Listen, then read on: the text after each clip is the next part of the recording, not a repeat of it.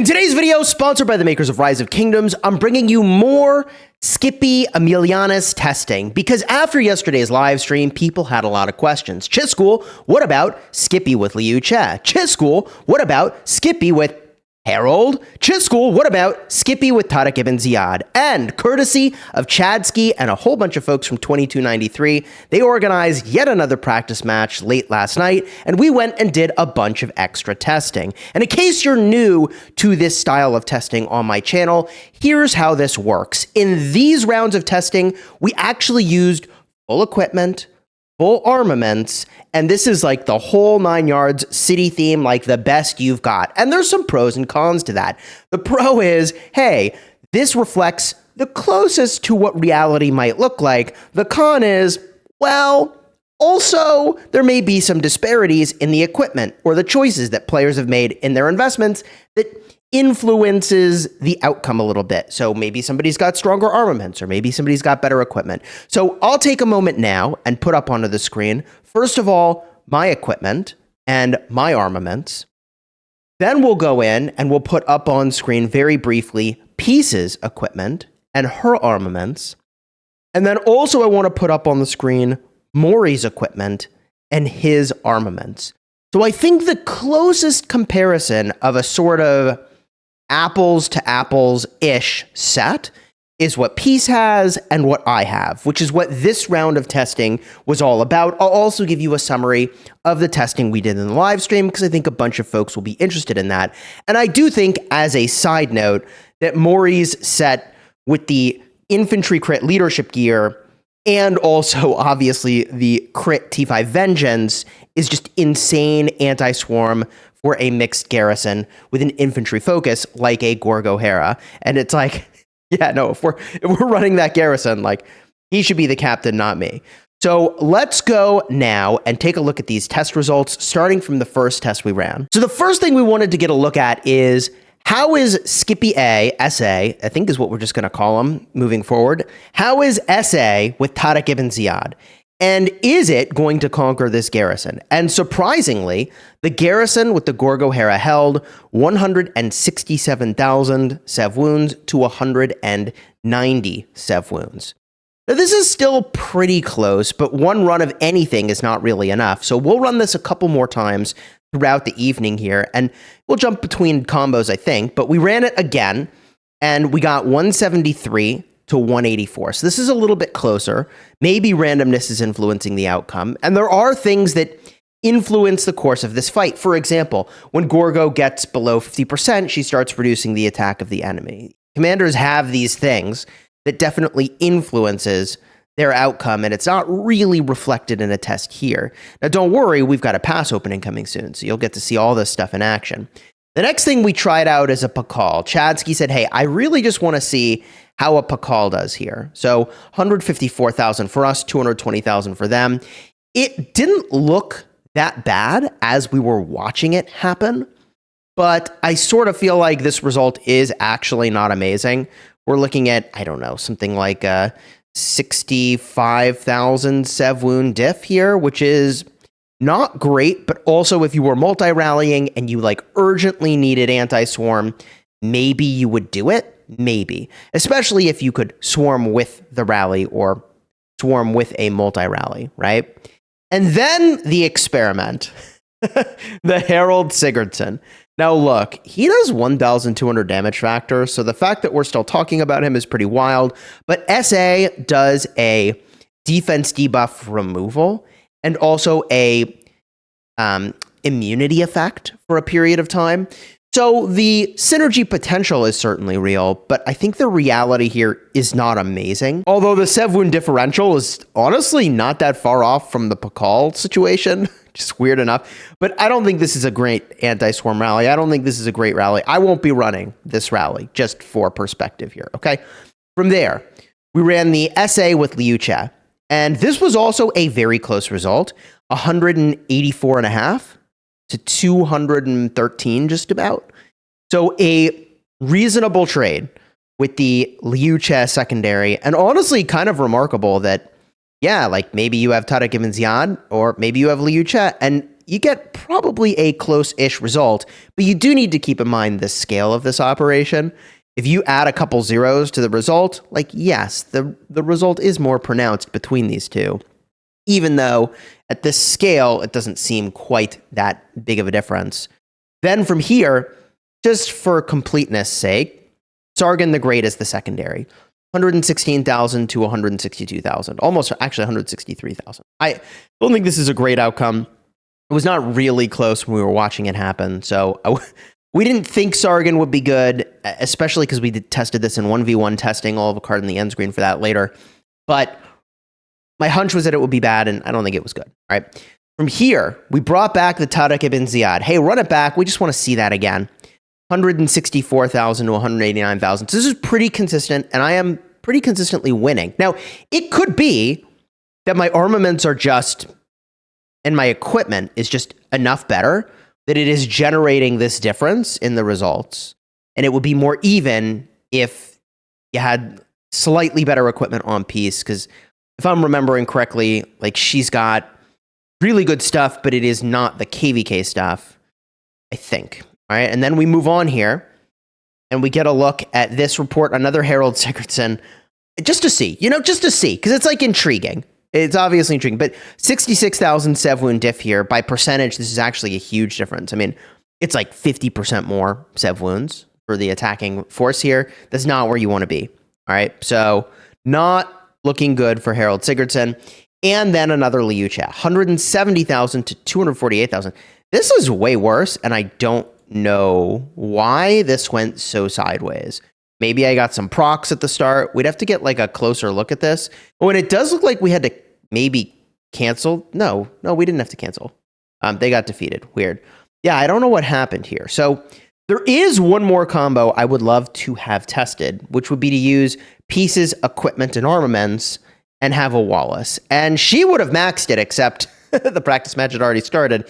And also, like, look, we got a Wallace wheel in a couple days. Like, we could run that test in a couple days just as easily if that's what we really want to do, and you can get some value on this wheel. So where do I sit with the SA rally combos? Well, before we draw that final conclusion, it is worth just drawing back for a moment to the testing that we did on stream, even though the equipment and armament difference there is, I think, greater, because I think Maury's equipment is better suited for a mixed situation. By the way, look at this avatar frame from the LA meetup. Dude, this thing is sick. That is so cool. Dude, if you get a chance to go to a Rise of Kingdoms meetup, these things are insanely fun, insanely cool. And I got to meet the CEO of the company, which was actually crazy.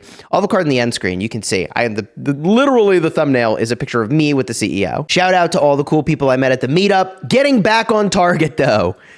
We ran these tests on stream. This one got a little bit botched, so we'll skip this one for now. We got the Skippy with the William Wallace, 195 to 190. So it actually won. Okay, it actually won here. Dude, I suspect the Wallace is the way to go. That's actually, if it's winning, and I'm suggesting that Maury's equipment is not quite as optimal for rallying. I think the Wallace is probably it, actually. Here's a really close one. Remember, my equipment didn't change. Nothing about what I'm doing has changed between these reports from earlier today and here. So, yeah, no, 193. Honestly, this is almost exactly even. This is so close, it's actually just ridiculous. Then we ran against the Eleanor Hera, 158 to 177. So the SA lost.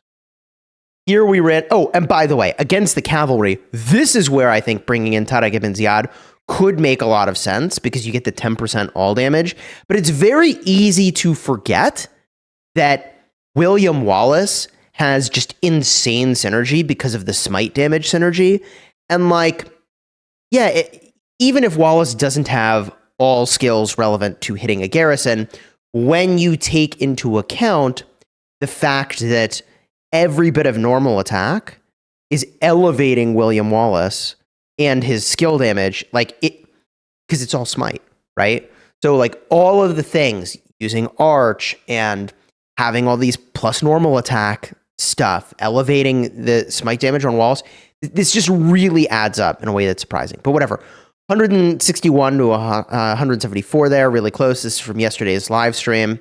You can watch all this testing if you want. The archers get clapped, GG, 156 to 236. The archers, really close outcome, actually.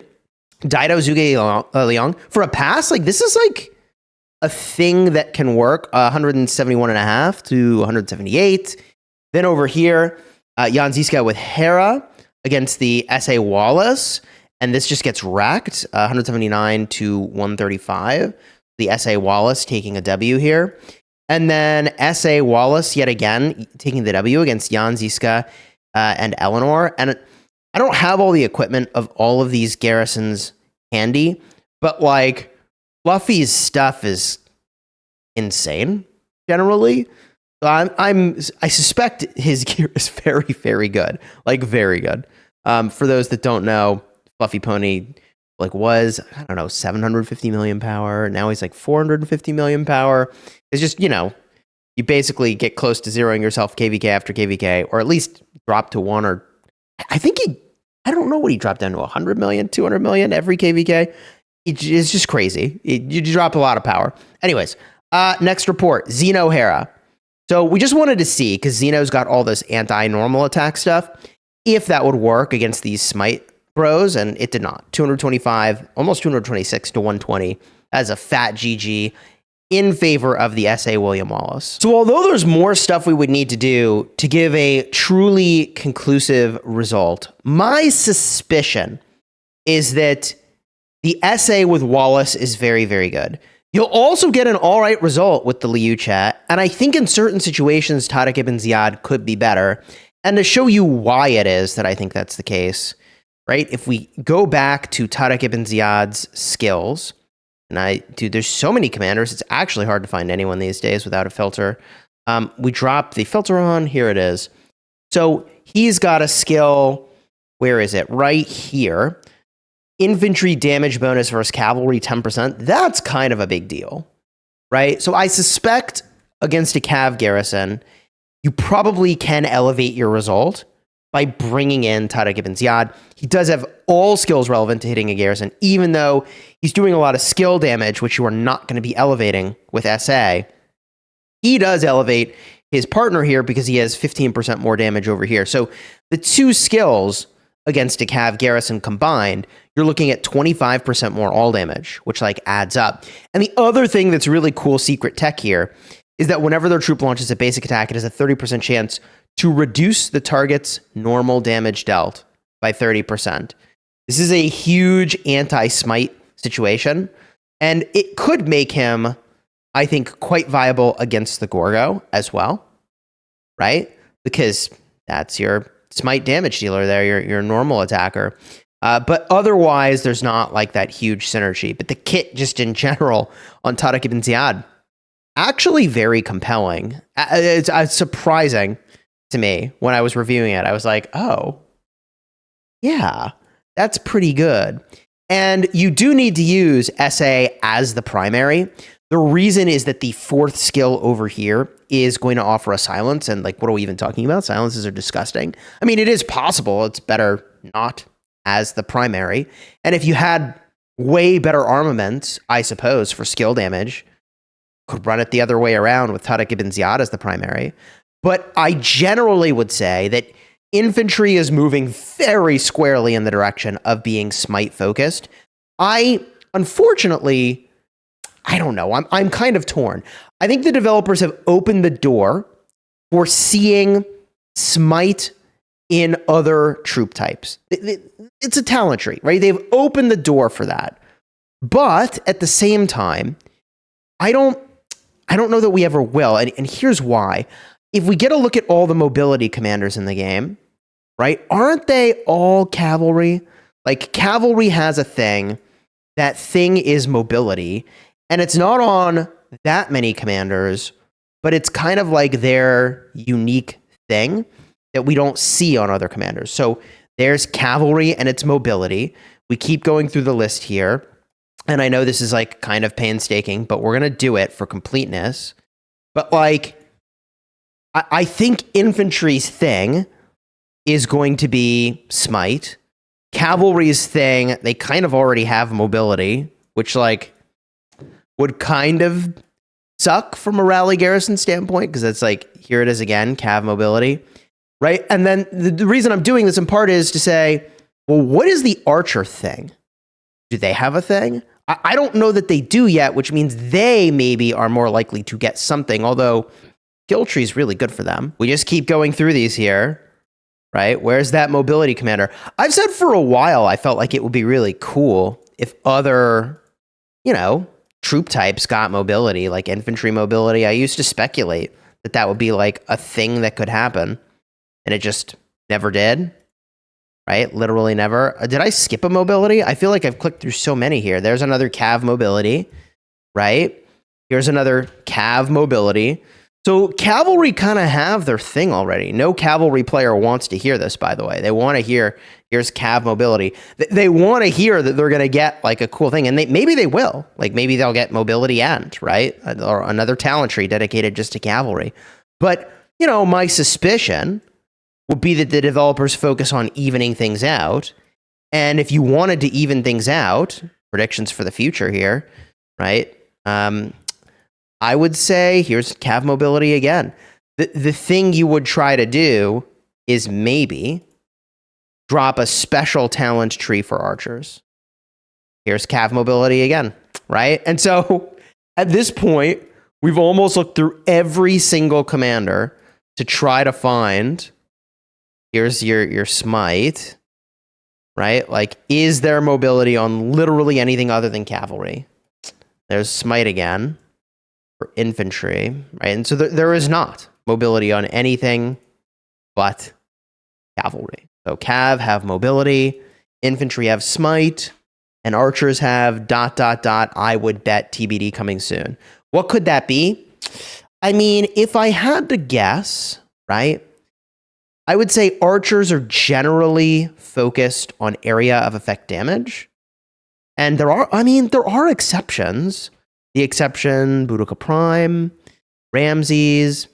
So, I'd say, oh, well, skill damage could be their focus, but we already have the skill tree, right? That's the thing. It seems like archers' thing is skill damage. So, I don't know, maybe they'll come up with a new mechanic. Let me know your thoughts down below in the comments. This video went in a little bit of a tangent, so we probably wrap it up here. If you're looking to see the whole live stream where we would did testing of a card in the end screen. Alternatively, earlier in the video, I referenced that I would show you something. I can't remember what it is now, but it's going to be good, and it's going to be right over here. Check the cards in the end screen. Enjoy the videos, and leave a comment down below. Hopefully you enjoy this expanded testing. Big thank you again to 2293 for setting this stuff up. Especially, I think it was Chadsky who drove this round of testing, so thank you. And until next time, you have fun smashing your enemies.